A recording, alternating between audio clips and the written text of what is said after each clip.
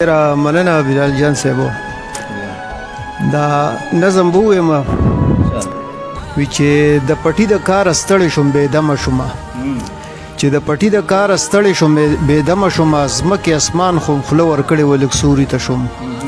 څادر مې خپل را منجله د سر د لاندې کو په ځمکه سملاسته ما وې لږه دمه کومه چې ساه مې واغسته او لږ شانته پرکاله شومه د لیونو کریکو اواز مې په غوږونو راغی چې یوه ښځه د سر مې راچوت کو سترګې مګم ګیر چاپېره ګورم او تر نظر چې کله زما وینښتو چې یوه ښځه د پټي په نرۍ پوله باندې د را روانه د اتو کالو ماشومې سره د بېوسۍ اوښکې په خپله لوپټپه کوي وړو سلګو کې اوږدې اوږدې خیرې کولې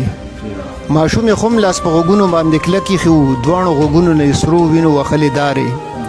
ما وی خور دا ولې په دې ماشومه څه چلو شو هغې د اوښکو ډکې سترګې چې راواړولې مرۍ یې ونښته خو دومره قدرې ویې ویل خدای دې د داسې ظالمانو خلکو بیخ وباسي پردي بچي چې خواروي خپلو بچو دپاره دلته په لاره کې یو څو تنه ډاکوان ناست وو راته راپاڅېدل دوی مور خو رډونه لرله د دې ماشومې په غوږونو کې د سرو والی وې ماتې ایستلې ورکولې مې دوی صبر نه کو په بېدردۍ دې په زور باندې راچک وښلې دواړه غوږونه یې ترې وشلول ړنده یې کړله ماشوم یې خو هم لاس په غوږونو باندې کلک ایښي وو وړې چاچۍ وې لړلې په سرو وینو باندې د ډېره درده تاوېدله پړقېدله داسې سم پسې چل کېدو د درده تاوېدله داسې دا چې